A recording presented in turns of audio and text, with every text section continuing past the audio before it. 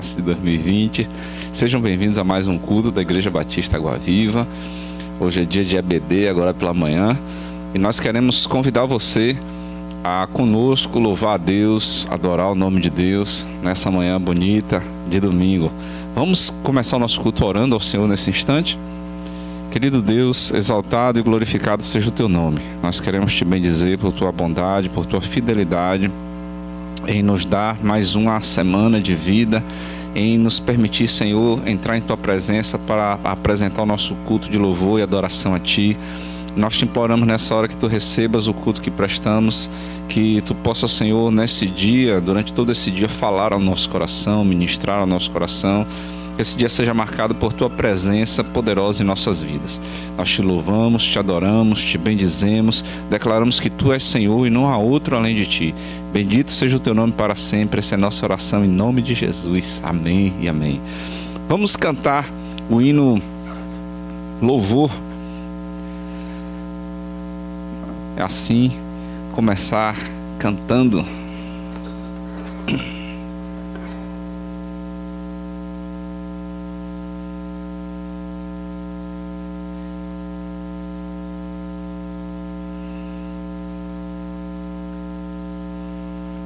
Assim que a gente conseguir aqui, que a minha tá sozinho hoje. Ok. Essa é uma chamada de louvor e adoração a Deus, né? Vamos nós louvar a Deus, vamos ao Senhor de toda a luz, Santo, Santo. Cantem louvem lá nos céus, nosso Deus e Rei Jesus. Exaltado seja Deus, Santo, Santo. Exaltado seja o nosso Deus e Pai. Exaltado, sempre o exaltado. Cantem louvem lá nos céus, nosso Deus e Rei Jesus. Exaltado seja Deus, Santo, Santo. Deus, o nosso eterno Pai, Santo, Santo. Deu-nos bênçãos por Jesus, vede, ao Senhor glorificai, vós os salvos pela cruz, sim conosco glória dai, vinde, vinde. Exaltado seja o nosso Deus e Pai, exaltado, para sempre o exaltai, cantem louvem lá nos céus, nosso Deus e Rei Jesus. Exaltado seja Deus, do Santo. Exaltemos, voltei meu. Exaltemos nosso Deus, Santo, Santo. Exaltemos com fervor hoje, tributemos todos nós hinos santos de louvor, sem louvor em alta voz hoje. Exaltado seja o nosso Deus e Pai, exaltado, para sempre exaltar, cantem louvem lá nos céus, nosso Deus e Rei Jesus. Exaltado seja Deus, Santo, ao Senhor de todo amor, ao Senhor de todo amor, Deus de glória, Deus de luz e Deus de paz, cantem glória. Hoje nós também louvamos e nos dá de que te apraz. Hoje nos dás de Salvador muitas bênçãos. Exaltado seja o nosso Deus e Pai, exaltado, para sempre o exaltai. Cantem louvem lá nos céus, nosso Deus e Rei Jesus. Exaltado seja Deus, Santo, Santo. Glória a Deus. Abra aí a sua Bíblia no Salmo de número 89. Nós vamos ler o versículo 1 e o versículo 2. Salmo 89, diz assim a palavra de Deus: Cantarei para sempre o amor do Senhor, com a minha boca anunciarei a tua fidelidade por todas as gerações. Sei que firme está o teu amor para sempre, que firmaste no céu a tua fidelidade. Aleluia. E é uma chamada do salmista para cantar, declarar a fidelidade, o amor do Senhor, né? E quando a gente é convocado, a gente precisa de fato declarar essa bondade, a fidelidade, o amor de Deus, não só através de canções, mas principalmente com a nossa vida, com as nossas ações, né, no dia a dia, no nosso trabalho, dentro de casa, onde quer que nós estejamos, que sempre, em todo momento, vejamos essa fidelidade do Senhor. Nós já estamos passando quase a palavra para o professor Yuji, mas nós vamos, antes de passar a palavra a Yuji, cantar só mais uma canção em cima desse salmo aí. Cantarei teu amor para sempre.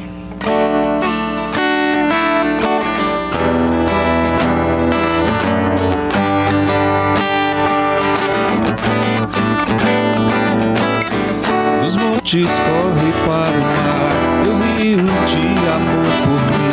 Eu abri meu coração, deixando tua cor entrar. Eu negro por te pertencer, levantarei as minhas mãos. O teu amor me alcança e me faz louvar-te. Cantarei teu amor para sempre. Cantarei teu amor para sempre. Cantarei teu amor para sempre. Cantarei teu amor para sempre.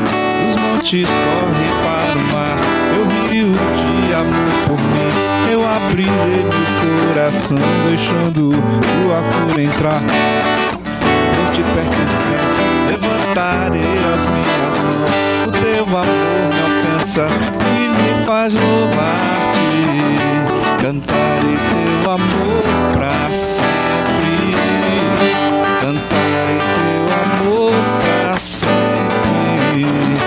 Cantarei teu amor para sempre. Cantarei teu amor para sempre. Coração exultar e de alegria eu canto. Se o mundo conhecer a ti, ele se encherá com a tua alegria. Cantarei teu amor para sempre. Cantarei teu amor para sempre. Cantarei teu amor para sempre. Cantarei teu amor para sempre. Aleluia, que nós possamos sempre declarar o amor, a bondade, a fidelidade, a misericórdia do Senhor. Aleluia. Bom, hoje nós vamos continuar o estudo na EBD do livro Cristianismo Puro e Simples. O professor Yuji já está ali, mas só queria fazer uma chamada aí para vocês, que à noite o nosso culto será presencial lá na IBAV, né, com transmissão pelas redes sociais, para aqueles que não puderem comparecer. Queremos convidar você a estar conosco às 18 horas aqui pelas redes sociais ou presencialmente, se você quiser nos dar o prazer da sua visita, lá na Igreja Batista Água Viva, que é a rua Rubens Vaz Sampaio 241, ali no bairro São José. Ficaremos muito felizes com a sua presença, com a sua visita. Hoje também teremos a celebração da Ceia do Senhor. É um momento de confraternização, de louvor, de adoração ao nosso Deus, e é um memorial especial para os cristãos relembrar a morte e a ressurreição de Jesus Cristo. Professor Yuji, bom dia, graça e paz, seja bem-vindo. Você está bem? Bom dia, pastor, tudo bem aqui, graças a Deus. Só não estou lhe ouvindo.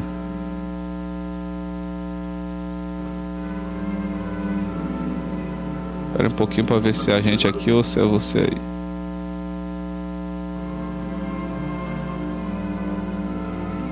Tá me ouvindo? Sim, sim. Pronto, agora estamos ouvindo bem. Tá bom aí? Tá, o áudio tá jóia. Hoje eu mudei o sistema aqui para ver se melhorava. Vou fazer o audiovisual pelo celular e usar o computador para compartilhar. Eu preciso que viu me autorize aí. a compartilhar minha tela.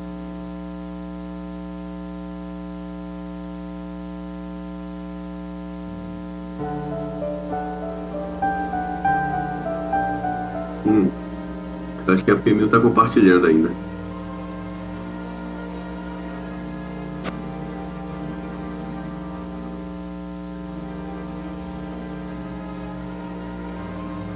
Agora, foi.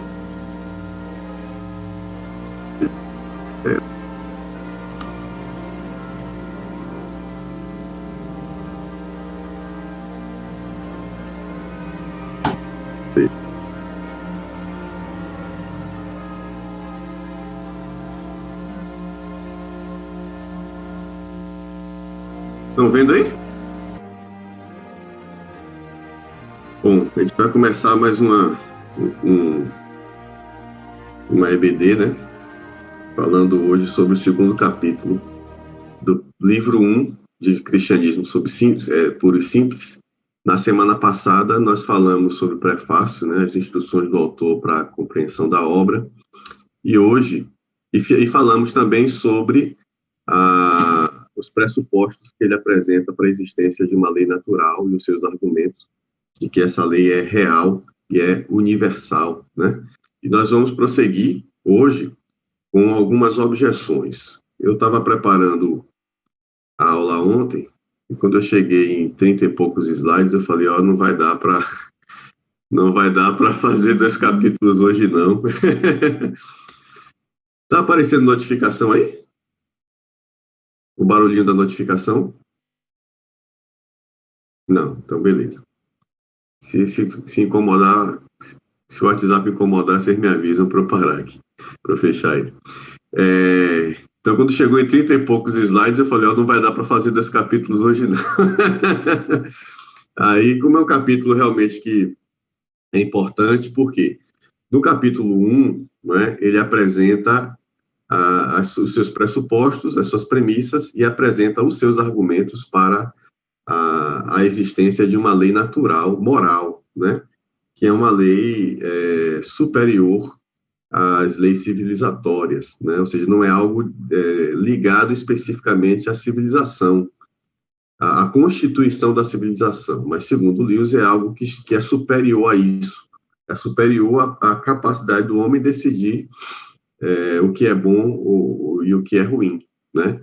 Por que ele está fazendo isso? Porque ele pretende nos conduzir à ideia de que é absolutamente necessário que exista uma instância superior a essa instância material, né? Essa realidade objetiva que a gente convive todo dia, né? E a prova disso é justamente essa existência a existência dessa lei natural que é superior a essa realidade. Não é uma mera convenção, não é algo que simplesmente nós decidimos porque era para o bem da comunidade, né?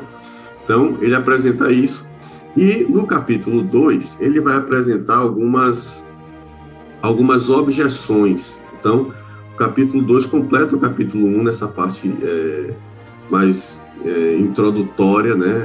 Onde ele estabelece o núcleo duro da sua tese. Eu vou continuar lendo aqui no início do EBD, pelo menos essa semana, mais uma vez, né, um texto bíblico. Semana passada, como nós estamos falando de lei, né, lei natural, semana passada nós lemos o Decálogo, né, lemos a instituição dos 10 mandamentos. E eu quero ler com os irmãos hoje a extensão moral desses 10 mandamentos, né, que é basicamente o que Lewis está fazendo, né. Ele estabelece no capítulo 1 uma lei moral, e no capítulo 2 ele estende essa compreensão para além do processo civilizatório, né? E aqui, no capítulo 5 de Mateus, Jesus está fazendo algo semelhante, mas na verdade até superior ao que Deus faz, né? Jesus está apresentando os 10 mandamentos como uma lei que todo ser humano deve seguir, mas ele diz que quem quer ser, né, como eu, ou seja, quem quer ser cristão, né, quem quer me seguir, tem que fazer mais do que a lei manda, né? Então ele começa dizendo assim no versículo 17: não pensem que vinha abolir a lei ou os profetas, não vinha abolir, mas cumprir.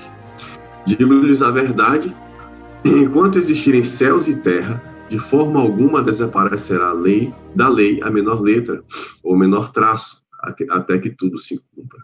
Se a gente observar bem, o que Jesus está falando é justamente sobre a realidade, não é?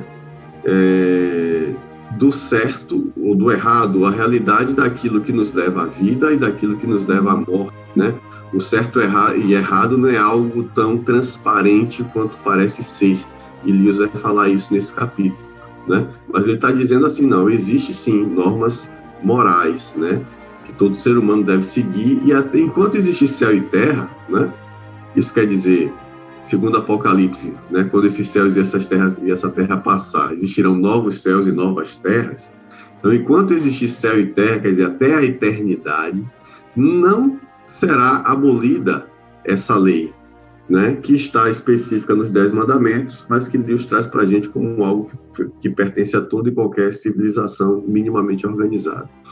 E ele continua, todo aquele que desobedecer a um desses mandamentos, ele está falando agora especificamente a lei mosaica, ainda que nos menores, e ensinar os outros a fazerem o mesmo, será chamado menor no reino dos céus. Mas todo aquele que praticar e ensinar estes mandamentos será chamado grande no reino dos céus. Então aqui Jesus está fazendo a transição, né, entre o reino humano, né, entre aquilo que Moisés instituiu e aquilo que ele mesmo vem inaugurar, né, o reino dos céus entre nós. Pois eu lhes digo que se a justiça de vocês não for muito superior à dos fariseus e mestres da lei, de modo nenhum entrarão no reino dos céus. Mais uma vez o contraste aqui, a lei mosaica, né, e a falsidade ou a hipocrisia dos mestres da lei, que cumpriam a lei por causa do medo da punição, mas não entendiam verdadeiramente o seu significado. Então, quem quiser entrar no reino dos céus tem que exceder a justiça dos fariseus e dos mestres da lei. Vocês ouviram o que foi dito aos seus antepassados: não matarás, e quem matará estará sujeito a julgamento. Então, Jesus aqui dá um exemplo, né, de um mandamento, que é o não matarás, e ele diz como esse mandamento é reinterpretado no reino, né? Isso aqui é o que está lá na lei, a lei escrita. Isso aqui é o que diz a consciência do cristão. Mas eu lhes digo que qualquer que se irar contra seu irmão estará sujeito a julgamento. Ou seja, não é necessário nem que se mate o irmão, né? Também, qualquer que disser a seu irmão racá será levado ao tribunal. E qualquer que disser louco corre o risco de ir para o fogo do inferno. Portanto, se você estiver apresentando sua oferta diante do altar e ali se lembrar de que seu irmão tem algo contra você, deixe sua oferta ali diante do altar e vá primeiro reconciliar-se com seu irmão. Depois volte e apresente sua oferta. Né? Jesus está aumentando o sarrafo. Né? Quem acompanha esportes aí, né, principalmente salto em altura, né, o pessoal começa pulando ali em torno de 2,80 m, 3 metros. No final da competição, o sarrafo já está lá em, sei lá, perto de 4 metros e pouco, né? Os recordistas estão nesse nível aí. Também 4 metros, eu acho que é muito, né? Não dá para pular assim, não. Mas, enfim, né? O sarrafo é justamente aquele, não sei se é uma madeira, um limite, né? Que fica no topo, né, e que o saltador tem que passar por ele sem derrubar. Então, aumentar o sarrafo quer dizer que está aumentando o nível da competição, né? Está aumentando o nível dos atletas também, né? Somente os bons mesmo, os caras, né, de alto nível conseguem fazer isso, né? Passar por um sarrafo mais alto. Então, os mais fracos, os menos preparados, os que não estavam em um bom dia, acabam ficando pelo meio do caminho, derrubam o sarrafo e são eliminados da competição, né? O último, né, aquele que consegue passar com o sarrafo mais alto, normalmente é o campeão. É o que Jesus está fazendo. A lei, como o próprio apóstolo Paulo fala, nivela os seres humanos, né? Ela vai dizer, ó, isso pode, isso não pode. Quem fizer isso que não pode, né, pela lei, deve ir a julgamento e ser punido pela sua falha. Aí Paulo vai dizer que isso também define, né, a nossa maldade, né, porque A gente sabe o que não deve fazer e mesmo assim faz. A gente sabe o que deve fazer e mesmo assim não faz. São os pecados de comissão e os pecados de omissão, né? A gente faz o que não deve e deixa de fazer o que deve, mesmo sabendo o que é certo, que deveria fazer ou não, né? E Jesus está dizendo que não é só isso, né? Isso aí é para qualquer um, mas para quem quer entrar no reino dos céus, o sarrafo é mais alto. Então não é só você cumprir a lei por medo daquilo que pode acontecer com você por descumprir a lei, né? Por causa da punição. Mas é porque há algo superior a isso. Então não basta eu não matar o meu irmão, né? Se no fundo do meu coração eu já odeio ele, isso é equivalente a matar ele, né? E algo acontece dentro de mim por causa disso, né? Então eu vou ser punido não apenas por executar o ato, mas também por desejar fazer o mal, né? E ele diz, não adianta você dar a sua oferta se você odeia o seu irmão antes de dar a sua oferta. Deus não quer isso, né? Deus não quer a sua oferta de ódio. Antes de você dar a sua oferta, vá se reconciliar com seu irmão e depois você oferta com o coração limpo. O que é que Jesus Cristo está querendo dizer com isso? Não faça as coisas porque você tem medo do inferno. Faça as coisas porque a sua consciência diz o que é certo e o que é errado para você, né?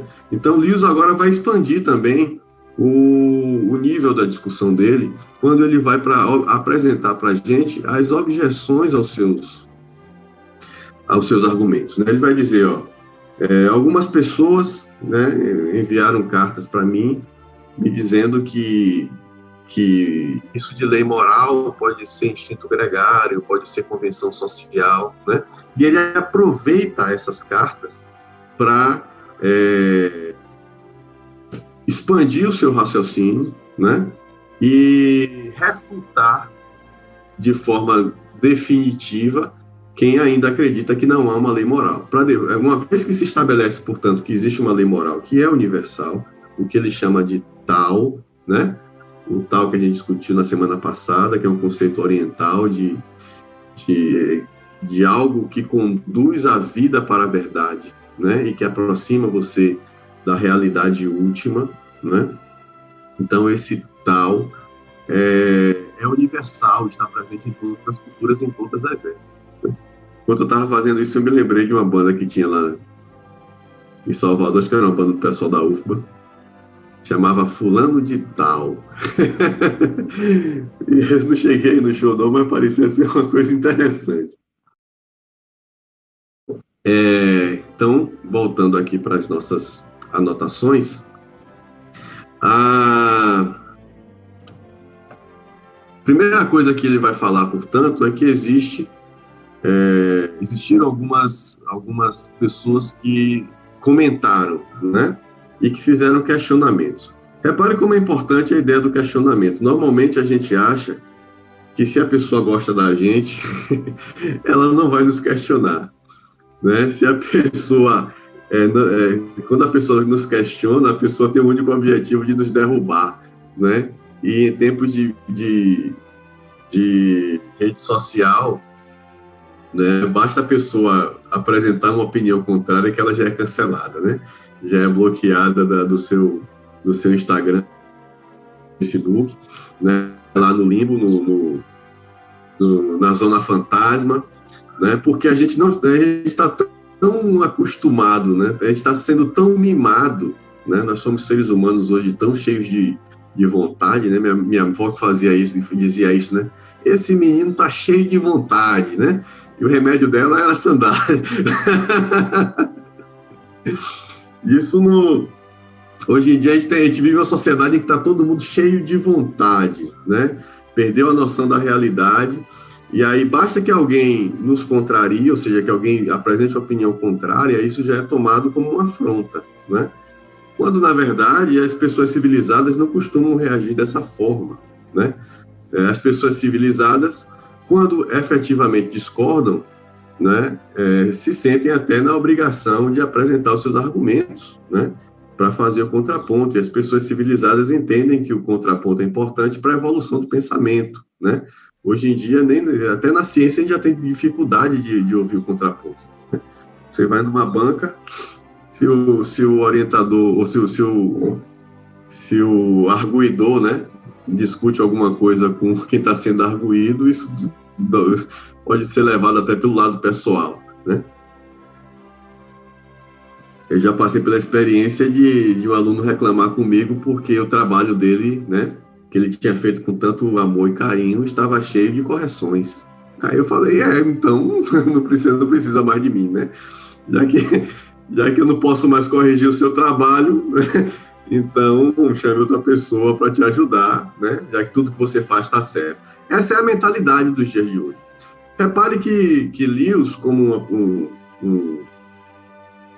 uma pessoa, né, civilizada, que viveu outros tempos, né, outras regras de convivência, ele trata com muita naturalidade isso. Ele vai dizer, algumas pessoas questionam a lei moral proposta, na verdade eu estou dizendo isso, algumas pessoas questionam a lei moral proposta por Lewis como sendo algo dissociado do processo civilizatório. Basicamente ele vai trazer dois argumentos que foram cartas. Naquela época não tinha comentário em rede social, talvez se fosse no Instagram ou no Facebook ele tivesse uma reação diferente dessa, né, um pouco mais explosiva. Mas como naquela época não tinha rede social, as pessoas mandavam cartas. Então ele fez a primeira palestra na BBC e as pessoas mandaram cartas para ele, provavelmente para a emissora, e a emissora encaminhou para ele. E aí uma dessas cartas diz o seguinte, Dr. Lewis, né? Será que o que você chama de lei moral não seria simplesmente um instinto gregário? E será que ele não foi desenvolvido da mesma forma que todos os nossos outros instintos? Né? Repare que é outro modelo de civilização, né? A pessoa não começa dizendo que ele é um idiota, por exemplo, porque pensa diferente dela, né? Da mesma forma, ele não responde, né, cancelando a pessoa simplesmente porque a pessoa questionou algo que ele falou. A pessoa tem uma dúvida honesta e isso deve ser valorizado, e deve ser valorizado também o fato de ter uma dúvida honesta e expor essa dúvida para discussão. E Lewis acata isso, né? E ao invés de refutar simplesmente dizendo que a pessoa não tem qualidade, não tem competência para estar questionando ele, né? Ele humildemente apresenta os seus argumentos pelo qual ele considera que ela está errada e não ele, né? Que é o que se deve fazer num debate civilizado, né? Então ele vai apresentar os argumentos pelo qual ele não acha que isso seja instinto gregário. E o que seria o instinto gregário? É o que a gente tem muito ouvido hoje, né? Comportamento de rebanho. Isso é o instinto gregário, comportamento de rebanho, né? Hoje se fala em imunidade de rebanho por causa da epidemia de vírus, né? Mas o instinto gregário é aquilo que nos faz ou que nos conduz a viver em sociedade, em comunidade, né? O homem é um ser social, muitos psicólogos e filósofos já falaram isso, e atribui-se essa capacidade, ou muitas vezes não, na maioria das vezes, essa necessidade de estar em comunidade, a isso que a leitora, né, o leitor, não sei exatamente quem, mas está chamando de instinto gregário. Na nossa sociedade, né, a gente vê hoje também coisas nesse sentido, né? Quem acompanha mercado financeiro já ouviu falar também nesse comportamento de rebanho. Quando um começa a comprar uma coisa, todo mundo vai, né? Quando um começa a vender, todo mundo vende. E aí os preços vão subindo e descendo sem muito critério, é simplesmente pânico, né? Quando começou a crise, as ações despencaram. Aí alguém começa a comprar, todo mundo vai atrás, né? Surge um celular novo, todo mundo quer ter esse celular, né? Então, muitos autores, inclusive, falam que o instinto gregário tira de nós a individualidade, né?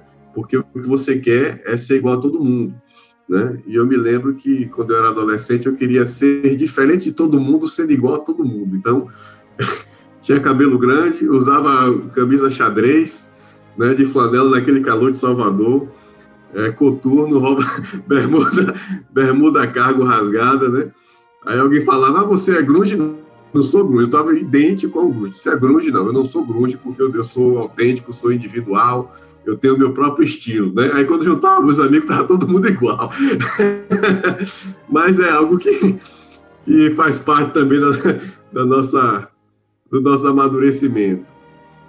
Então, aqui, ó, primeira coisa, né? Lewis, ele vai admitir que o instinto gregário é real, isso é óbvio, né? As pessoas se juntam em comunidades, em clubes, né? Eu já falei aqui na primeira aula sobre a biografia de Lewis, que ele participou de pelo menos 2 clubes, né? Na época em que ele estava em Oxford ainda, né? Os Coal-Biters e os Inklings, né? Os Inklings são mais conhecidos. Há essa necessidade de você se juntar em um grupo que pense de forma parecida com você, que goste das mesmas coisas que você, né? Na filosofia antiga grega, você tinha as escolas, né? Então, você se juntava com um filósofo ou passava a seguir um filósofo que de certa forma, você concordava, né? Dava as respostas que você precisava, e você fazia parte daquela escola. Hoje em dia ainda tem isso, né?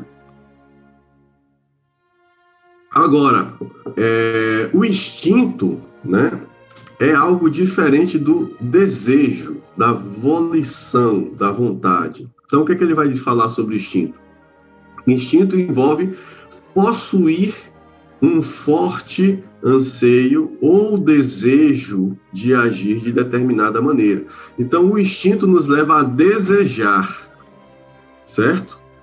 A fome, o instinto de nos alimentar, nos leva a desejar comer, a querer comer, né? O instinto sexual nos leva a desejar fazer sexo, a querer fazer sexo, né? O instinto de luta, né? Aquela história da luta, fugir ou lutar, né? O instinto de luta, em determinadas circunstâncias, nos faz, né, ter o desejo de agredir, né? Quem nunca passou por isso, tem até um memezinho, né? Melhor rir do que agredir, né? Realmente você sente o desejo de agredir quando você tem muita raiva de alguém, né? Quando você quer defender o seu posicionamento, defender, né? Isso nos remete a quando a gente precisava defender o nosso território, né? O instinto de fuga, da mesma forma, você vai desejar correr para o mais longe possível daquilo que você que te oferece perigo. Então, sentir o desejo de é diferente de sentir a obrigação de. O que é que Lewis está querendo dizer com isso? Quando você passa por alguém, por exemplo, na calçada, caído, né, sangrando lá, você tem o desejo, né, de se proteger daquela situação. Por exemplo, eu não sei o que aconteceu, não sei, né, se o cara está ali por causa de alguma doença contagiosa, né? Eu não sei porque se ele foi agredido e quem agrediu ele ainda está por perto, pronto para agredir outra pessoa. Não sei se ele está se fingindo de agredido, né? E é uma isca para eu ir lá e ser agredido. Então, automaticamente, o meu instinto de autopreservação, né, vai provocar em mim o desejo de me afastar.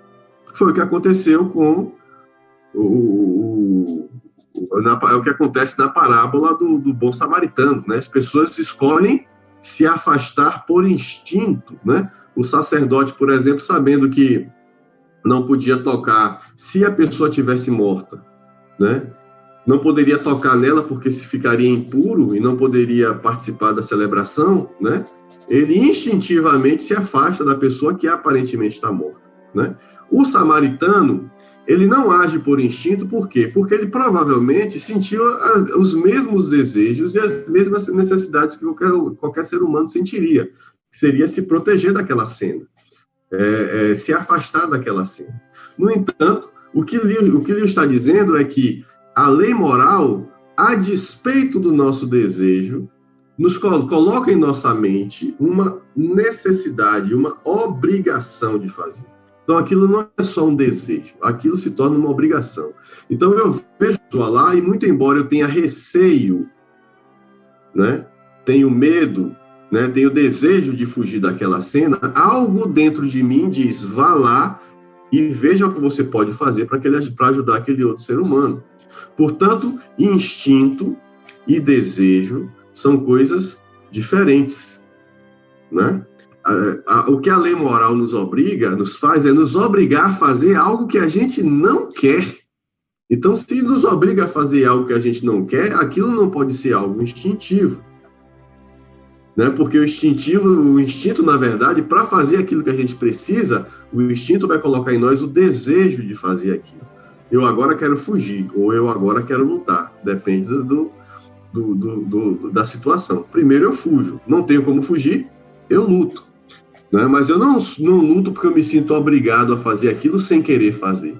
Eu luto porque não tem outra alternativa. Ele vai, portanto, mostrar 3 formas de reconhecer a lei moral, né? E a primeira forma é que a lei moral nos manda suprimir um instinto e favorecer outro. Isso é o básico do super-herói, né? Lewis vai usar a alegoria da pessoa que está se afogando. Eu estava assistindo com Isabel uma série da Amazon que chama Lore, e uma dos episódios era do cara que inventou uma lobotomia, né? Que fazia aqui furando pelo lado do olho.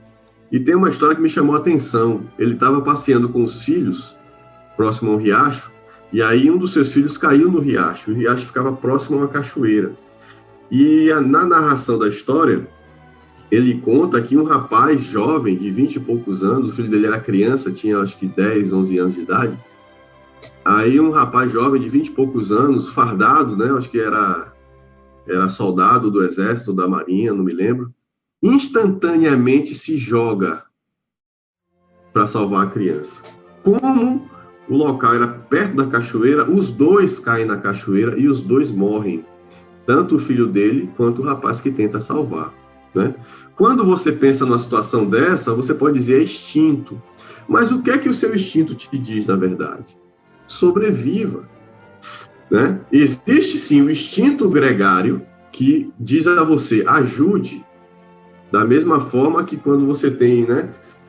Por quem já viu o programa de natureza, né? Búfalos, bisões, né? Quando os lobos começam a perseguir um determinado filhote, né? Os machos adultos formam um círculo ao redor dos filhotes e das fêmeas. Isso é o instinto gregário, né? Mas se eles tiverem a opção de fugir, eles fogem antes, né? Então existe sim, o instinto gregário obrigou de certa forma, despertou aquele jovem o desejo de salvar aquele menino. Mas aí tem 2 coisas. Ao tentar salvar aquele menino, ele coloca a própria vida dele em risco. Então eu tenho 2 instintos aí em oposição. Um dizendo, vá, ajude o seu semelhante, que é o instinto gregário.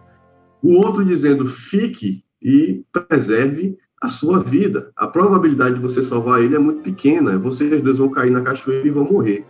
O que é que fez aquele cara se jogar na cachoeira e ainda assim, né? Se jogar na cachoeira e de fato morrer? É o que Lewis está dizendo, ó. A lei moral é superior aos nossos instintos, porque ela vai dizer qual instinto é que a gente deve obedecer. Por que eu coloquei aqui uma foto de Vingadores Ultimato? Porque esse cara aqui e essa criatura aqui, né, agiram de acordo com a sua lei moral, né? A Viúva Negra, ela percebe que ela não consegue deter esse cara aqui que está escondido, que chama Thanos, né? Thanos, ele é movido por uma lei moral, né, distorcida. Thanos acha que quer fazer o bem. Só que na cabeça dele, para ele trazer o bem para a humanidade, né, é razoável, a humanidade não, para o universo, né? Para trazer a lei, o bem para o universo, é razoável que metade do universo seja sacrificado. Isso é muito parecido com o que a gente vê hoje em dia, com a pós-modernidade, né? O eu é sempre mais importante do que o outro. Então, o que ele pensa é perfeitamente razoável, gente. A gente vai pagar um pequeno preço, que é destruir metade das vidas do universo. Mas, em compensação, o benefício disso vai ser absoluto. Porque a outra metade que continua existindo, né, vai ter mais recursos, vai ter mais espaço, vai ter uma vida muito melhor, né? A gente está acostumado, no nosso dia a dia, a sacrificar a vida dos outros, né? E isso é o que o mundo diz, a vida do outro pode ser sacrificada, desde que o bem maior seja atingido. Esses dois aqui pensam diferente, eles pensam assim, ó, eu não posso sacrificar a vida do outro, porque eu não tenho esse direito, mas eu posso sacrificar a minha própria vida. Qualquer coisa parecida com o que Jesus Cristo fez por nós, o que ele exige que a gente faça pelos outros, não é mera coincidência. A gente tem que pensar que quando esses caras foram criados, né, eles foram criados numa cultura extremamente influenciada pelo cristianismo. Por mais que eles tentem, né, e por mais que os autores dos filmes e dos quadrinhos tentem afastar essa realidade dos quadrinhos, ainda há um cristianismo, pelo menos cultural, que permeia tudo, né? E, particularmente, a gente vê, né, nesse filme Ultimato, como a ideia de moral cristã, não a ideia de moral, né, desse cristianismo cultural também, que é bem nocivo às vezes, né? Mas a ideia de moral cristã de acordo com aquilo que Cristo ensinou, está bem presente. O que é que Natasha faz, né? O melhor amigo dela quer morrer para conseguir uma das joias, a joia da mente. É a da mente, né, Pedro? Se eu estiver falando errado, me corrija. Para conseguir a joia da mente, né? Ou é a joia da alma? É a joia da alma, tá vendo? Era bom você me corrigir e eu mesmo me corrijo. Para conseguir a joia da alma, e aí ela engana o amigo dela, né, o Gavião, e ela mesma se sacrifica, né, para poder ele conseguir a joia da alma. E esse aqui faz o último sacrifício, né? Ele consegue a manopla do infinito com todas as joias, né? Ele poderia não fazer o que ele fez, porque ele sabia que se ele fizesse ele ia morrer. Mas aí o que ele faz? Ele usa a joia da alma para reverter o mal que Thanos tinha feito no episódio anterior, né? E morre. Será que ele não sabia que ia morrer? Sim. Mas e será que o instinto de sobrevivência dele não disse para ele, não faça isso porque você vai morrer? Claro que disse. Mas ele não seguiu os instintos, ele seguiu a lei moral, né? Ele sacrificou a própria vida porque ele sabia que aquilo era necessário. Ou ele colocou a própria vida em risco porque ele sabia que aquilo era necessário para o bem da sua comunidade. Então, a lei moral nos faz suprimir um instinto, que muitas vezes é o instinto mais forte, em detrimento de outro. Que é justamente o que acontece no exemplo que Lewis dá, né? Ajudar alguém em perigo, mesmo que isso coloque a minha própria vida em risco, né, é uma prova de que a lei moral é superior aos instintos, é diferente dos instintos, né? Nesse caso, nós devemos suprimir o desejo de fugir e seguir o impulso de ajudar. Segundo Lewis, essa coisa, olha só, que faz você julgar entre dois instintos e que decide qual dos dois deve ser encorajado, não deve ser propriamente nenhum deles. Não é o próprio instinto que me diz o que eu devo fazer. Ou qual deles eu devo escolher. Os dois instintos estão competindo entre si. Portanto, deve haver alguma coisa superior que faz a arbitração. E ele aí vai dar o exemplo do piano, né?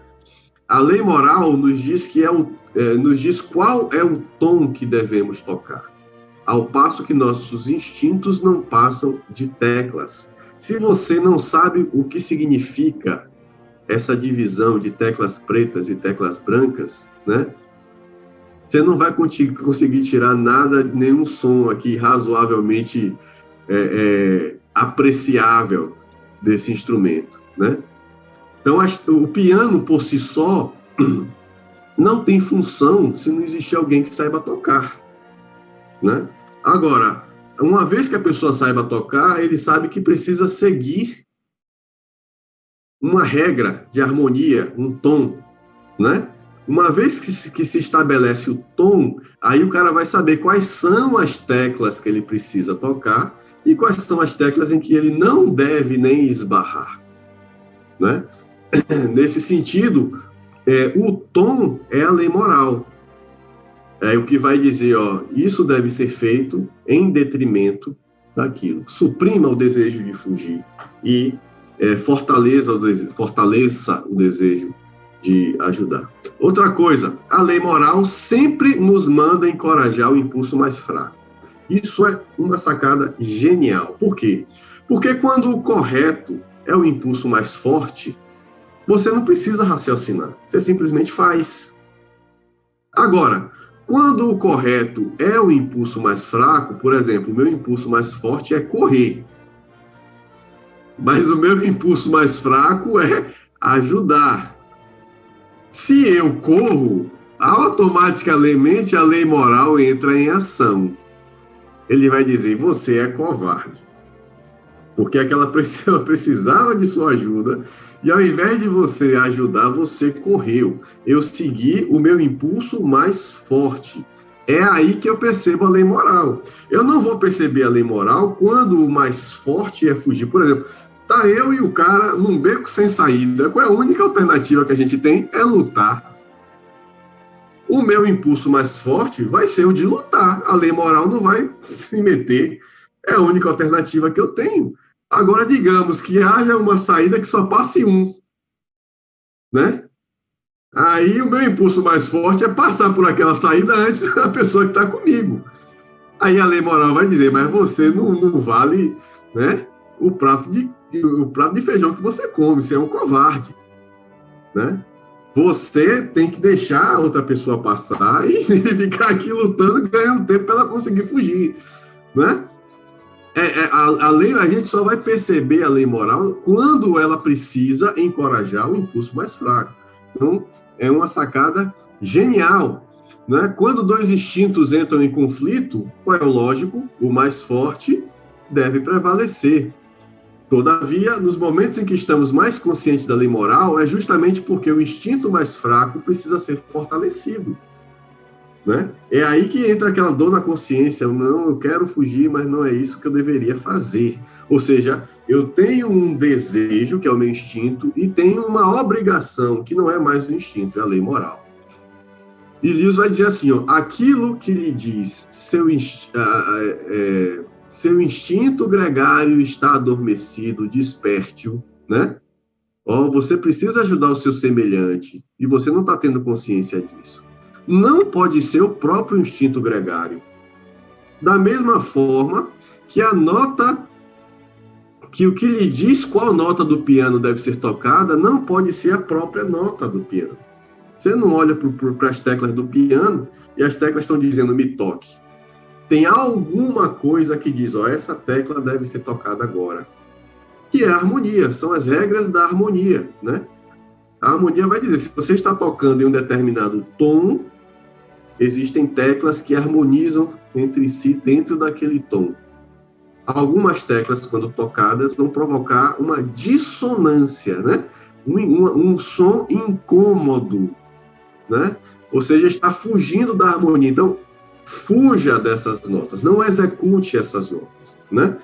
A lei moral é essa racionalidade, não necessariamente essa racionalidade, mas se converte na forma de um raciocínio quando diz, ó, não é certo isso que eu estou fazendo. É errado, eu preciso fazer outra coisa. Por fim, uma vez que a lei moral diz respeito a um comportamento bom, seria necessário reconhecer pelo menos algum instinto que seja perfeitamente bom, né? Então, o que é que ele está dizendo? Essa talvez não seja a mais forte ou não seja a mais convincente, né?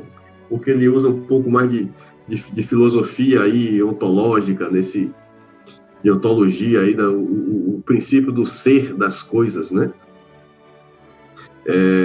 E ele vai dizer o seguinte, ó, se a lei moral sempre me conduz ao que é bom, e a lei moral é um instinto, isso significa dizer que, por natureza, né, os instintos devam ser, em alguma medida, organizados em instintos bons e instintos maus, né? Mas o que ele vai depois demonstrar para a gente, e o que é óbvio, na verdade, é que o instinto vai provocar reações boas ou más em função da situação. Não há nenhum instinto que seja completamente bom, né? Por exemplo, quando você pensa na maternidade, aí você vai dizer, o instinto materno é sempre bom. Será? Será que aquele desejo, né, de proteger a cria, né, a qualquer custo vai ser sempre bom? Me parece que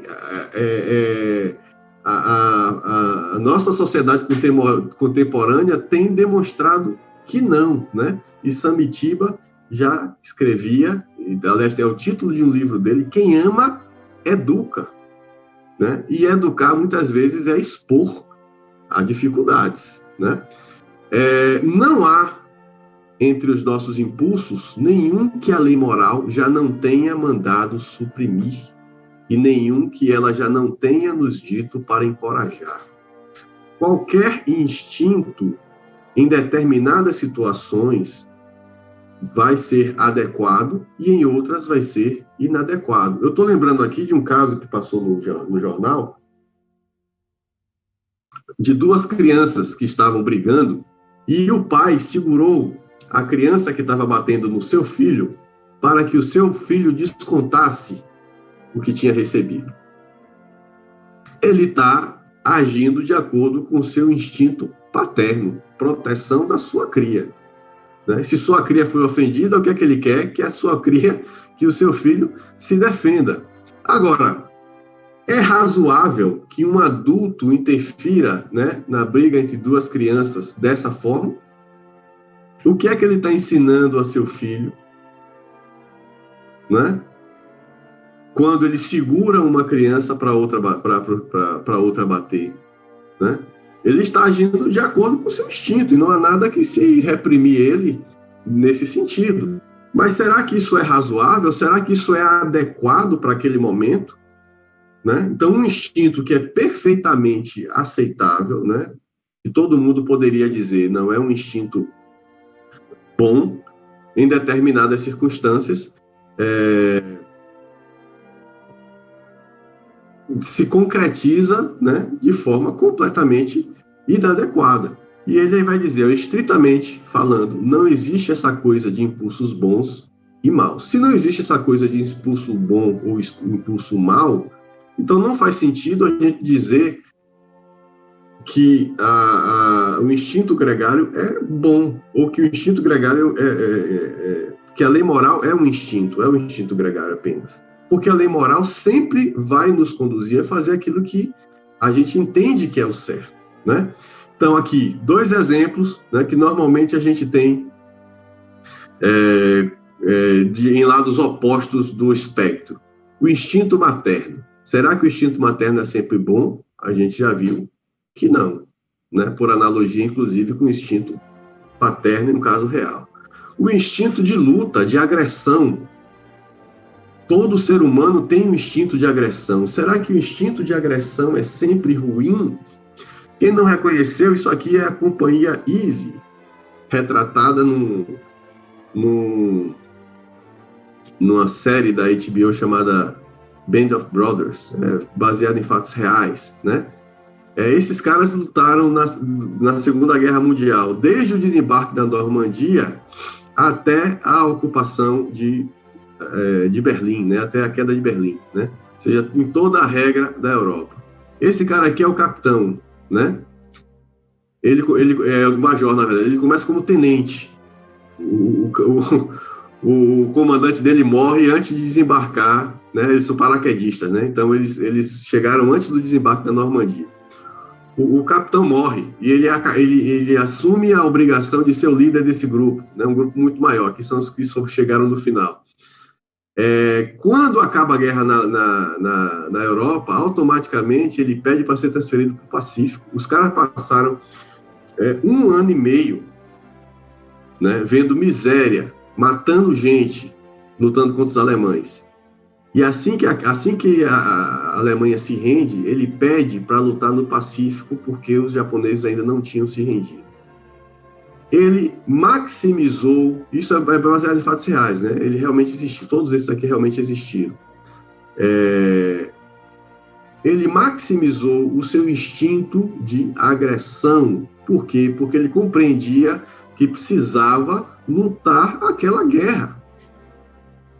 Né? E eu trouxe esse exemplo, inclusive, porque faz parte do contexto que Lewis vive e escreve esse livro, que é o contexto da Segunda Guerra Mundial. Né? Muita gente que diz que foi provavelmente a única, ou talvez a última guerra justa desse mundo. Né? Não sei se a gente pode chegar a dizer isso.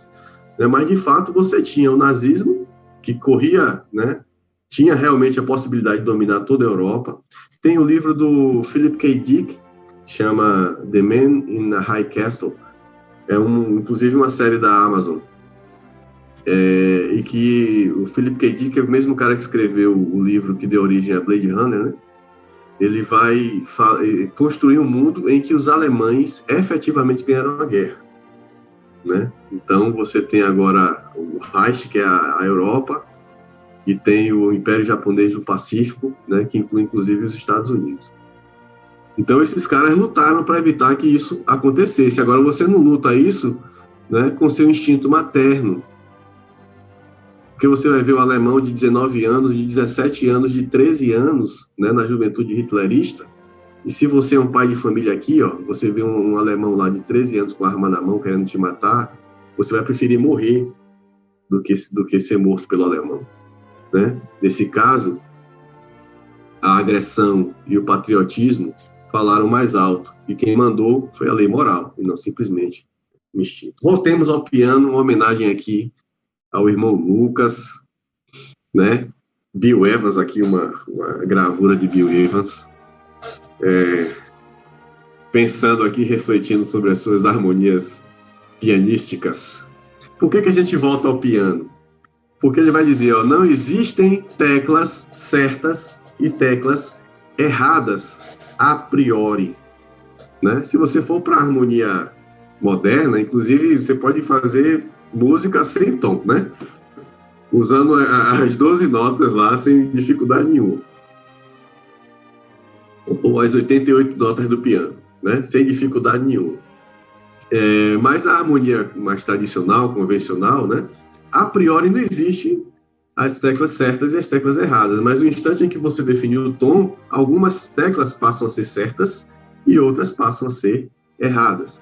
Nesse sentido, a lei moral não é um único instinto ou conjunto de instintos, mas sim algo que produz um tipo de tom, um tom que denominamos bondade ou conduta correta, que direciona os nossos instintos. Então aqui ele refuta, né, definitivamente, o argumento de que a lei moral não passa de um instinto chamado de instinto gregário. A lei moral não é um único instinto ou conjunto de instintos, porque ele, na verdade, direciona os instintos. Então, a lei não pode ser um instinto se ela tem a função de direcionar. Então, é como se a lei moral fosse a partitura que orienta o músico na execução das notas. As notas são os instintos, é aquilo que reage a um determinado estímulo. Então, eu toco o dó central, né, aciono lá a tecla do dó central, o martelinho vai bater lá nas cordas e eu vou perceber a reação daquela tecla ao meu estímulo, que é o dó. Né? Se eu pegar o lá central 440 Hz, né, vou ouvir lá a nota correspondente ao lá. Foi a resposta que a tecla deu ao meu estímulo, é isso que o instinto faz. Agora, quem me orientou a tocar aquela nota lá, de 440 Hz? Foi a partitura, ou pelo menos a estrutura harmônica que eu estava utilizando. Né? A coisa mais perigosa que você pode fazer é pegar um impulso de nossa própria natureza e determiná-lo como regra a ser seguida a todo custo. Olha que interessante isso que ele está dizendo. Pois todos eles, sem exceção, têm o poder de nos transformar em demônios, se o estabelecermos como guias absolutos, né? E ele vai dar um exemplo.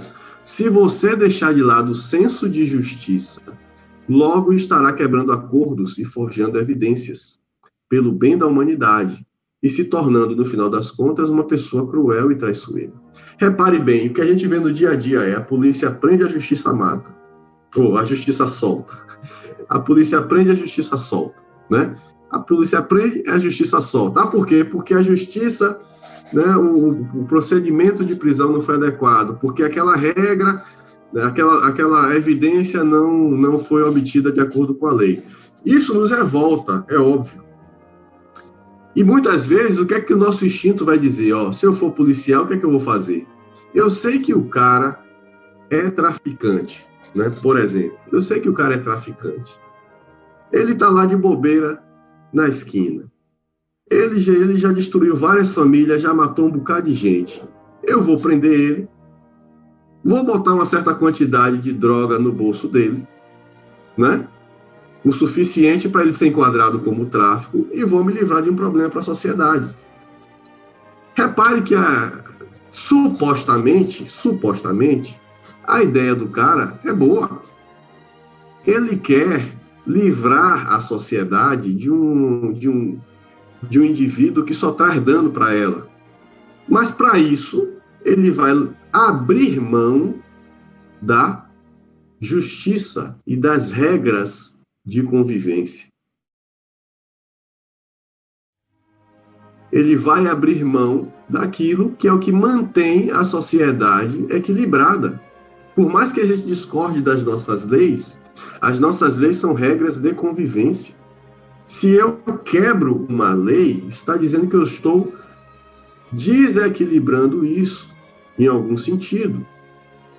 Se eu discordo da lei, eu tenho que mudar a lei na medida do possível e não necessariamente quebrá-la. A desobediência civil não é um recurso imediato. A gente já discutiu isso, né? Não é pecado por si só, mas não é um recurso imediato.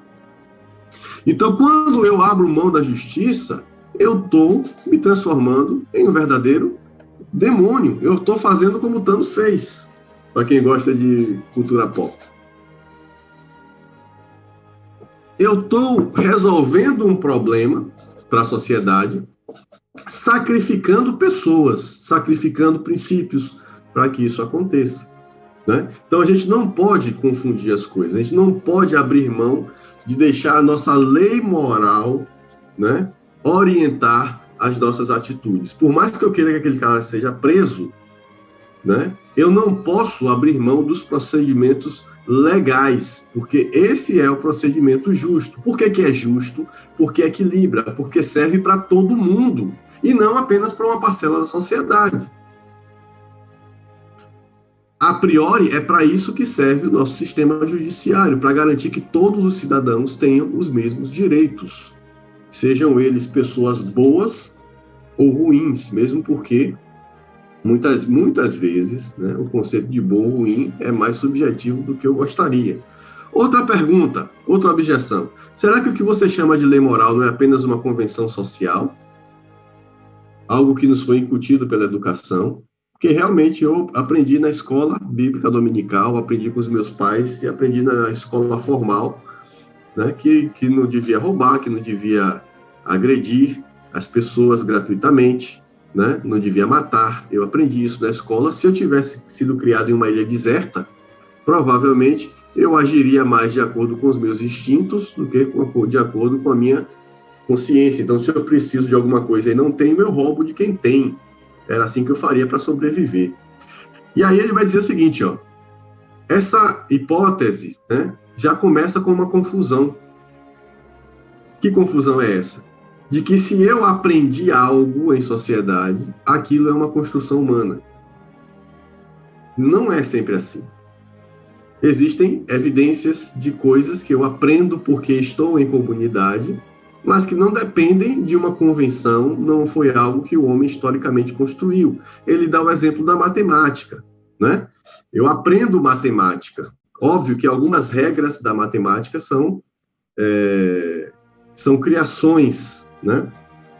As convenções da matemática, o número em si, né? Os sinais de operação, são construções humanas, né? O simbolismo matemático foi o ser humano que criou, né? A nossa base decimal não foi a nossa sociedade que construiu e não precisaria ter sido assim. Outras sociedades usaram bases diferentes.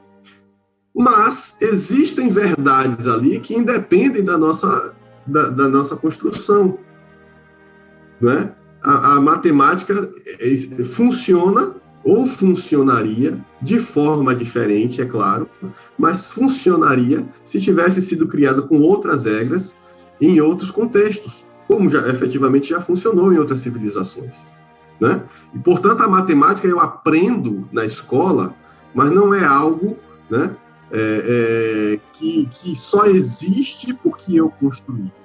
Na verdade, o que a humanidade percebeu é que existe uma lógica matemática na natureza.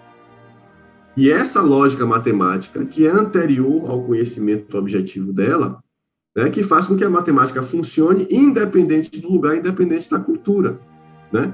A lei moral é algo semelhante a isso, é o que ele vai discutir, né? Todos nós aprendemos a tabuada na escola. Já uma criança que tivesse sido criada numa ilha deserta não a conheceria. Mas, certamente, não se pode inferir disso que a tabuada seja uma simples convenção humana. Algo que os seres humanos tenham inventado para si e poderiam ter feito diferente se o desejassem. Ele usa o exemplo da tabuada, mas isso vale para os princípios da matemática, né? As operações matemáticas, né? É o que a gente chama de lei, né? A lei da natureza. Não é algo que a gente constrói, é algo que a gente observa e normatiza.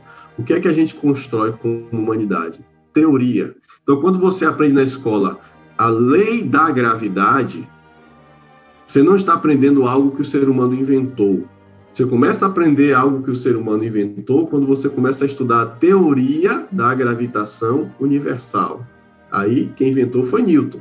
Newton não inventou a lei da gravidade, né? Se ele inventasse, a gente poderia abolir. Por exemplo, ia poupar dinheiro agora aqui com bomba, que eu vou ter que trocar, para jogar a água do tanque de baixo no tanque de cima, né? Se eu pudesse abolir a lei da gravidade, eu faria isso sem gastar energia. Não posso abolir a lei da gravidade. Muito embora nem sempre a humanidade teve consciência dela. E você, como eu, aprendeu isso na escola. Agora, quando eu começo a teorizar sobre a lei, né? Aí Newton desenvolve a teoria da gravitação universal. Aí sim, aí Einstein depois vai dizer que não é bem assim. O problema não é a força da gravidade, é a curvatura do espaço-tempo, essas coisas todas. Isso aí é outra história. Aí realmente pode ser diferente. Inclusive, se a gente encontrar um alienígena, né, como o povo acredita em disco voador, né, um alienígena que conseguiu fazer um disco voador e chegar aqui em tempo útil, em tempo hábil, ele pode explicar para a gente uma outra física que não essa que a gente conhece. Algumas objeções ainda, ó. A questão é, a qual dessas classes pertencem à lei da natureza humana? Ele vai dizer que provavelmente não, que certamente é a classe da matemática, e ele vai explicar duas coisas, ele vai usar dois argumentos para isso. Repare como ele não simplesmente diz, você não tem competência para me questionar. Ele vai explicar para a criatura por que ele está certo, e a pergunta dela não faz sentido. O tal, né, a gente já viu o tal, né, seu caminho, né, para o balanço, né, o equilíbrio. O que é que o tal... O que a gente viu sobre o tal? Embora existam diferenças entre essas culturas, elas não são significativamente diferentes, né? A gente viu, inclusive, alguns exemplos do tal na semana passada.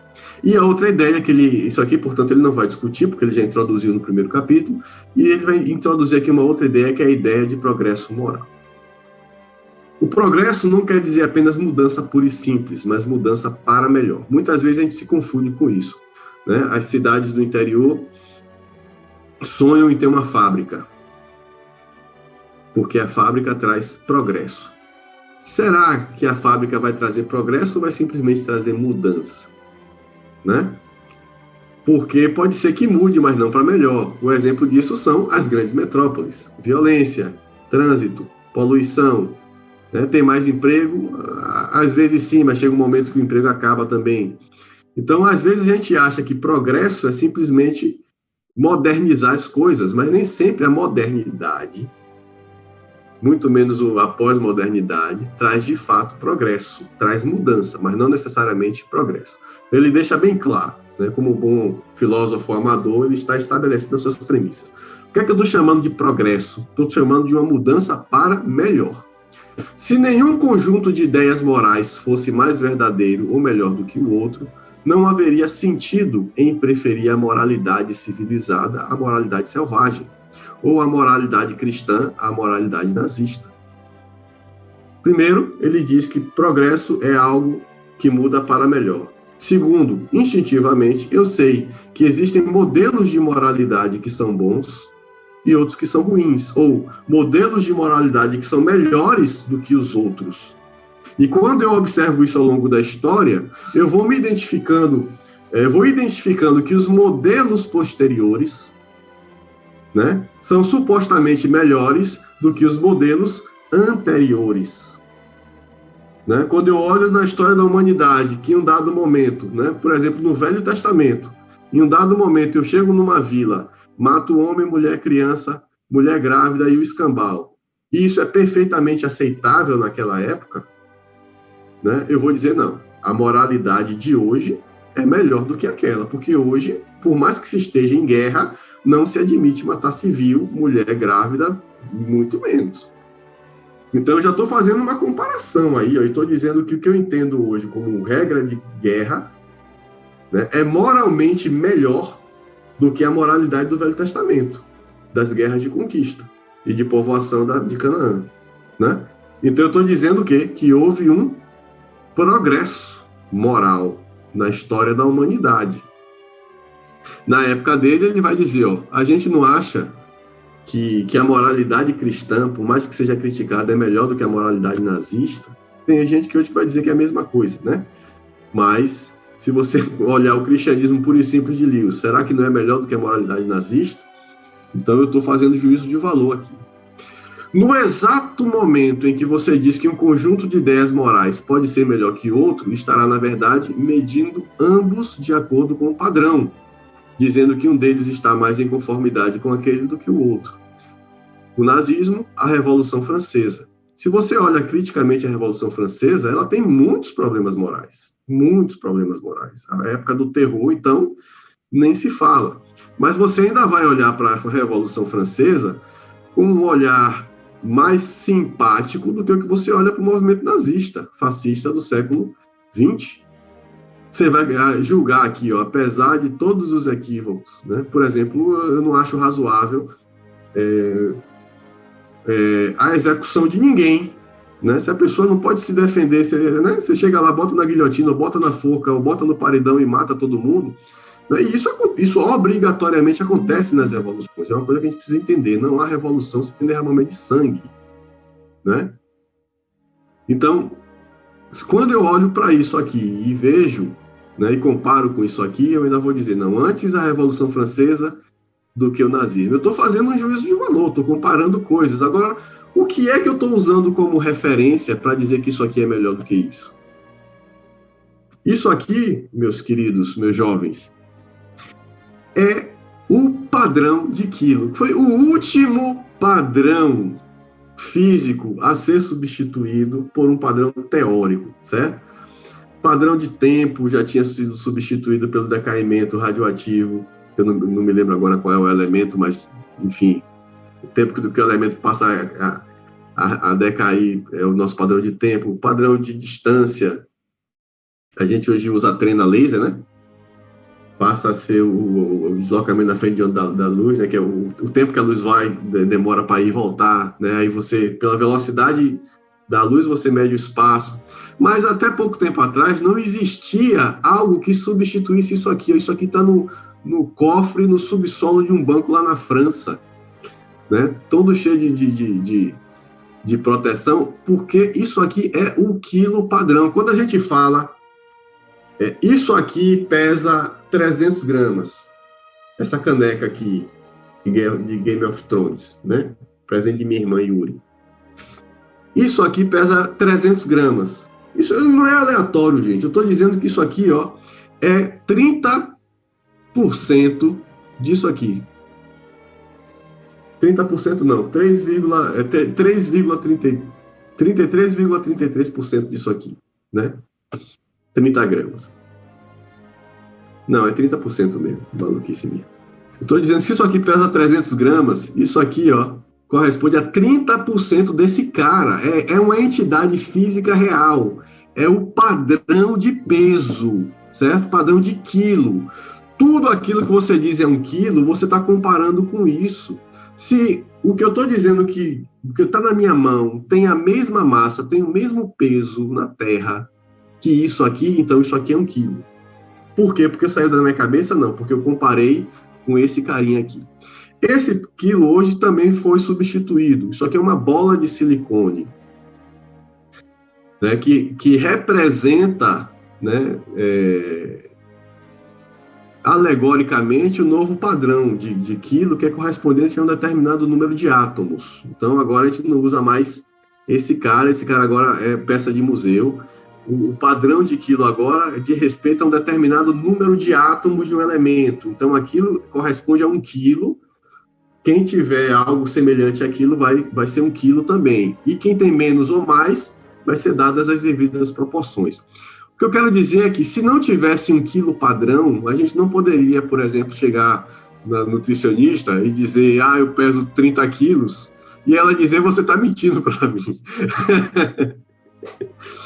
Né? Porque ela sabe que existe 1 quilo que é 1 quilo de verdade, e o meu peso não corresponde àquilo. Você engordou? Não, na verdade eu aumentei de 50 quilos no padrão 1, né, para 25 quilos no padrão 2. Só que 25 quilos no padrão 2 corresponde a 80 quilos no padrão 1. Não existe essa confusão. Né, de eu chegar na minha nutricionista e tentar dizer, né, ludibriar isso. Você está falando de quilo, mas esse modelo de quilo é muito opressivo, né? Quem é você para dizer o que é 1 quilo? Né? Porque eu poderia estar dizendo, quem é você para dizer o que é 1 quilo? Eu não sou ninguém, mas isso aqui diz o que é 1 quilo. Ó. É 1 quilo de verdade. Então existe um padrão real. Por que eu trouxe essa figura? Porque se eu estou dizendo que uma cultura é moralmente melhor do que a outra, eu preciso de um padrão. Né? Então, eu estou comparando essas coisas com um padrão. E esse padrão é o que a gente pode chamar de moralidade real. Se suas ideias morais podem ser mais verdadeiras e aquelas dos nazistas menos, deve haver algo de acordo com a qual sejam verdadeiras. E isso é a moralidade padrão, ou a moralidade real. Ele vai trazer a ideia da cidade de Nova York, né? A ideia de quem foi a Nova York, quando pensa em Nova York, é essa. A minha ideia de Nova York é essa, porque eu nunca fui. Então alguém pode dizer, a minha ideia é mais verdadeira do que a sua. De fato, porque existe uma Nova York real. E essa pessoa viu essa Nova York real e sabe que isso aqui que eu estou pensando sobre Nova York não corresponde à realidade. Né? Se for conversar com minha irmã, essa é a minha ideia de Nova York, e essa é a ideia de Nova York que eu tenho, né? Porque ela já foi lá. Então, se a regra de comportamento digno, aí já é outra história, acho que eu me adiantei. Não, é isso. Não, é isso mesmo. Se a regra de comportamento digno significasse simplesmente o que cada nação decidisse aprovar, não faria sentido dizer que cada nação já tenha sido mais correta do que qualquer outra em seu julgamento. Então, se eu acho que uma nação é melhor do que a outra, se eu acho que o nazismo é pior do que o parlamentarismo inglês, né, do que a monarquia parlamentarista inglesa, se eu acho que eles são piores do que os ingleses nesse sentido, é porque eu acho que existe um padrão de moralidade que é real. E os ingleses, nesse sentido, estão mais próximos desse padrão de moralidade do que os nazistas, certo? Concluindo, os fatos provam que a lei moral, que a ideia geral de comportamento digno é uma prova de uma lei moral universal. Segundo, já encontrei pessoas que exageram nas diferenças porque não fazem distinção entre diferenças de moralidade e diferenças de crença sobre fatos. E ele dá o exemplo das bruxas. O que é que ele está querendo dizer sobre as bruxas, né? Alguém pergunta a ele, será que quando a gente parou de queimar as bruxas, né, a gente não sofreu um avanço moral? E ele questiona isso. Será que realmente a gente avançou moralmente porque a gente compreendeu que queimar pessoas não é algo aceitável, independente da natureza dessa pessoa? Ou a gente parou de queimar bruxa porque a gente não acredita mais que existem bruxas de fato? Se a gente parou de queimar as bruxas porque a gente não acredita que isso seja algo aceitável, né? Então eu sei que existem bruxas, até compreendo que essas bruxas, né, na minha compreensão, essas bruxas são entidades, pessoas maléficas, que podem provocar muito mal à sociedade. Se eu paro de queimar as bruxas, mesmo tendo essa consciência, sim, houve um avanço moral. Porque eu compreendi que mesmo sendo pessoas inadequadas, né, essas pessoas não podem ser queimadas vivas. Isso é inaceitável moralmente. Agora, se eu parei de queimar bruxa porque eu não acredito que as bruxas existem, mas queimaria se aparecesse uma, né? Isso, portanto, não é um avanço moral. Isso, sim, é relativo às crenças que são formadas na sociedade e que podem, sim, mudar ao longo do tempo. Crer em bruxa é algo que faz parte das crenças. Agora, queimar uma bruxa, pelo fato dela ser bruxa ou não, é algo que faria parte da evolução moral da sociedade. Então, a gente precisa também distinguir o que é crença e o que é fato a respeito da lei moral. E ele vai dar um exemplo também interessante. Ó. Você não considerar uma pessoa mais humana por parar de colocar se isso se devesse simplesmente ao fato de que ela não acredita que existam ratos. Eu não coloco ratoeira aqui em casa, não é porque eu não queira matar o rato, é porque eu não acredito que existe uma população de ratos aqui na minha casa que eu precise controlar. Né? Eventualmente pode aparecer um calunga aqui que vem da rua. Eu acredito assim, espero que eu esteja certo. Se eu estiver errado, meu mulher me mata. Né? Se eu acreditasse realmente que tinha rato em minha casa, eu tinha espalhado chumbinho e ratoeira em tudo quanto é canto. Então eu não faço isso porque eu sou misericordioso com os ratos. Eu faço isso porque eu não acredito que existam ratos que devam ser caçados aqui em casa, certo? Então ele termina assim. Repare que demorou mais do que eu gostaria, já são 10h24. Eu tinha até falado comigo, né, que eu ia fazer capítulos menores e postar esses capítulos em blocos. Semana passada a gente já fez isso, botou o prefácio e o capítulo 1 em blocos, em vídeos separados. Mas eu acho que hoje não vai dar para fazer um vídeo muito pequeno, não. Os próximos, né, eu vou tentar, na verdade, são complementos, né, desse raciocínio principal. Os próximos eu acho que a gente vai conseguir fazer em tempos menores, aí talvez dois videozinhos de 20 minutos, no máximo meia hora, para a gente poder postar separado. Mas por hoje é só, pessoal. Na próxima semana, se Deus quiser, a gente continua com o cristianismo puro e simples.